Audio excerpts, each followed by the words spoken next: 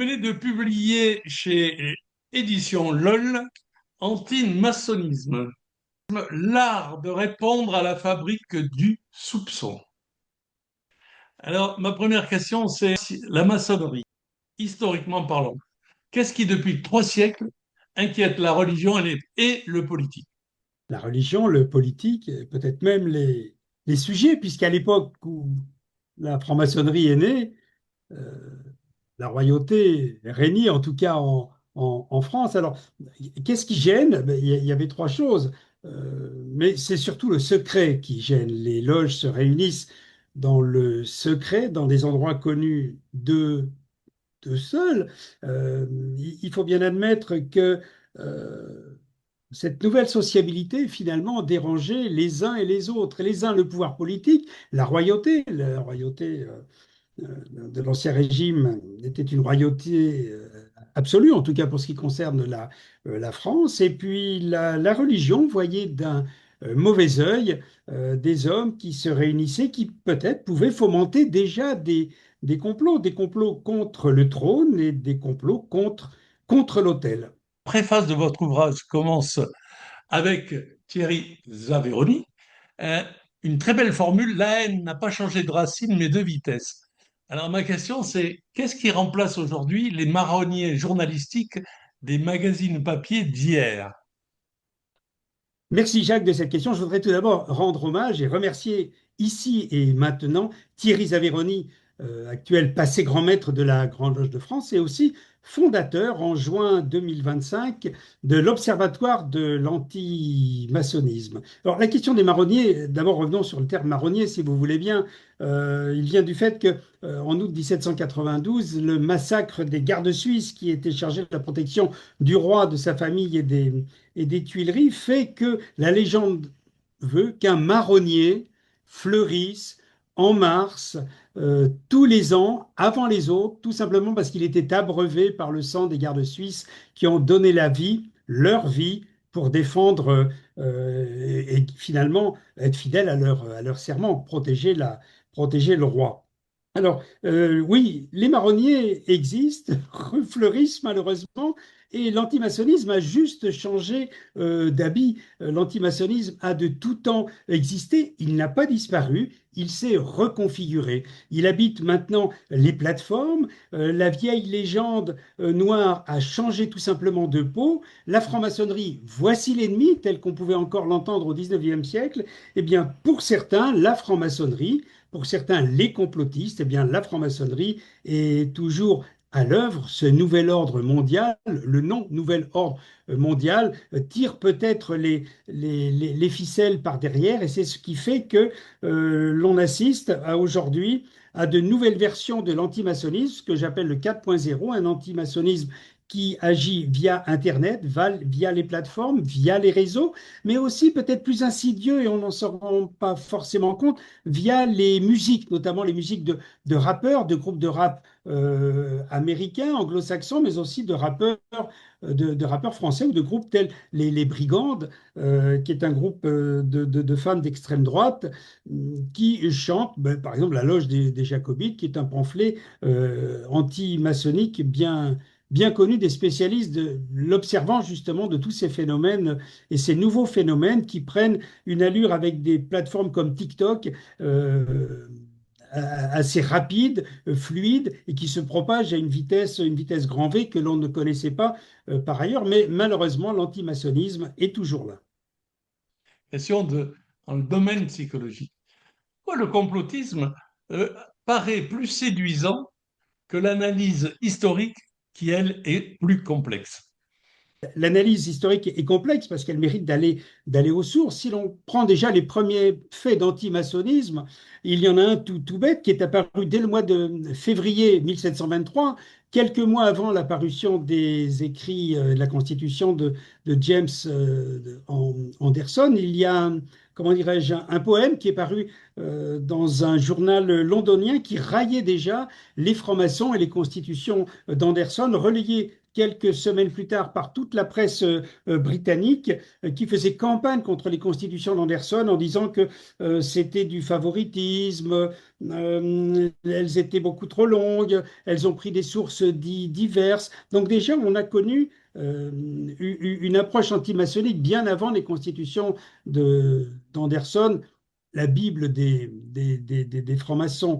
euh, Finalement, cette approche historique demande aussi un long travail de recherche en archives, en bibliothèque, de s'intéresser à différents écrits. Je pense notamment à toutes les bulles papales. N'oublions pas que celle de Clément XII, hein, fulminée en avril 1738, disait déjà, pour les raisons seules connues de nous-mêmes contre la franc-maçonnerie. Heureusement, en France, le Parlement n'a pas voté cette bulle, mais elle a été reprise tout au long de l'histoire et l'une peut-être des plus sévères, celle de Léon XIII, 150 ans plus tard, Humanum Genus, eh bien, reprenait ses antépénultièmes, comment dirais-je, rhétoriques contre la franc-maçonnerie, société secrète. Et je ne crois pas que l'Église, qui agit comme la franc-maçonnerie dans le temps long, soit prête à changer son fusil d'épaule. Nous sommes toujours, non plus peut-être excommuniés, mais en état de péché grave. Regard sociologique. Est-ce que la sociologie expliquerait qu'il puisse y avoir des relations possibles entre ces complotismes et la perte d'autorité et la perte de confiance de notre société actuelle par rapport au pouvoir? Il faut reconnaître que dans les anciens pays communistes, il faut admettre que seul Cuba euh, laisse la franc-maçonnerie s'exprimer clairement, peut-être parce qu'elle ne s'intéresse ni à la religion ni à la politique, et que José Martí, le fondateur de Cuba, était franc-maçon, donc il a été regardé, et la franc-maçonnerie est toujours regardée dans ce pays comme bienveillante finalement, puisque n'intercédant pas dans le pouvoir politique. Dans différents pays, notamment en Europe de l'Est et dans la Fédération de Russie, il en va autrement. Elle est toujours regardée avec comment, beaucoup de regards suspects finalement, hein. Beaucoup de regards suspects. Alors, je n'ose parler des pays euh, islamistes où un islam radical est pratiqué, où là, la franc-maçonnerie est bien évidemment, compte tenu de son caractère de fraternité universelle, totalement interdite. Elle a du mal d'ailleurs à se maintenir dans certains pays. En parlant de pouvoir, si l'on parle de pouvoir de l'Église, il y a bien évidemment l'Église apostolique, catholique et romaine, mais il ne faut pas oublier tout ce que les évangélistes font subir à la maçonnerie, que ce soit en Amérique du Sud ou en Afrique, dans l'ancienne Afrique occidentale française.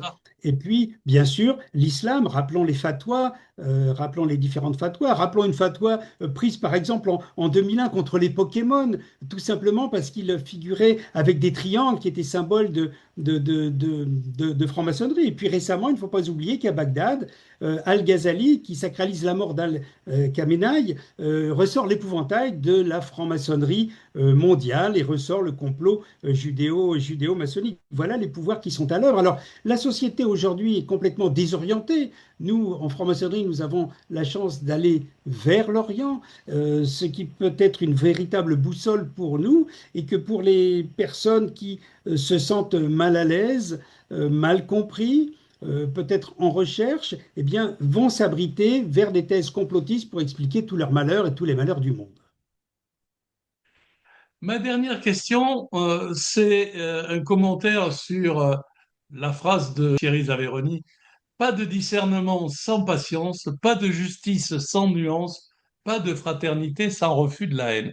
Quelles sont les réponses efficaces que votre ouvrage suggère pour lutter contre cette haine antimaçonnique?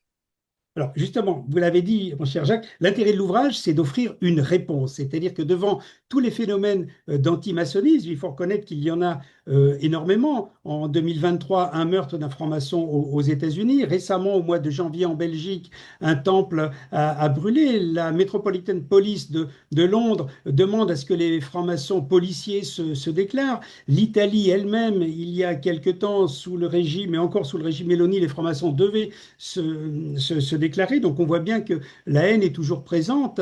Le protocole de Sage de Sion 1903, dont tout le monde sait que maintenant c'est un faux, est toujours à l'œuvre, est toujours présent parmi nous. En tout cas, son esprit et cette peste noire qui se répand encore. Eh bien, ce livre se veut pédagogique puisqu'il offre à la fin l'art justement de répondre, d'observer, de décrypter les vidéos, les messages, les ouvrages qui traitent d'antimaçonnisme. Il s'enrichit d'un glossaire assez important et surtout d'une bibliographie qui donne tout l'intérêt de lire, de choisir, de picorer tel ou tel livre pour enrichir et puis aller plus loin que la simple lecture. Et j'évoque aussi dans mon dernier chapitre cet observatoire dont vous avez parlé au tout début de l'antimaçonnisme qui est, ma foi, un observatoire qui s'inscrit dans la tradition humaniste de la Grande Loge de France, puisque c'est le grand maître Thierry Zaveroni d'alors qui l'a souhaité, donc une tradition humaniste et spirituelle. Et le rôle de cet observatoire, c'est justement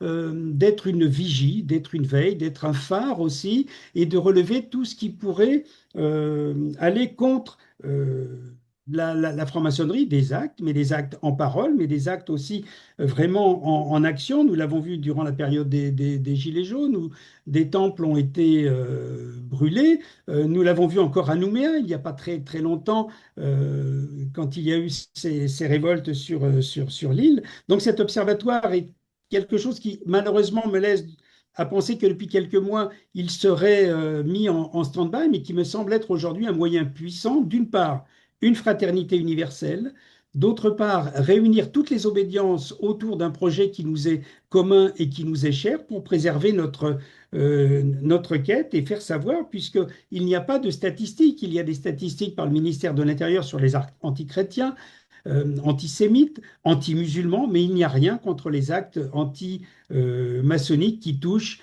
l'ensemble de nos citoyens. Merci d'avoir répondu à mes questions.